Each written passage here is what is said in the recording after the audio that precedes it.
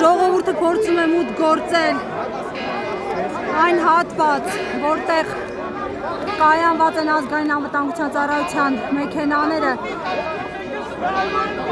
Միքայել arczepiskopոսին այստեղից հեռացնելու համար ոստիկանները թույլ չեն տալիս, նրանց մի մասը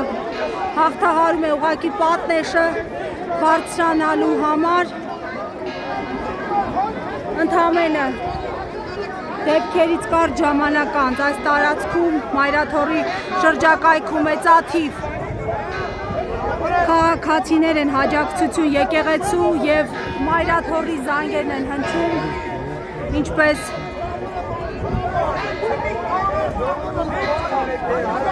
ամեն անգամ, երբ վտանգի ժամ է։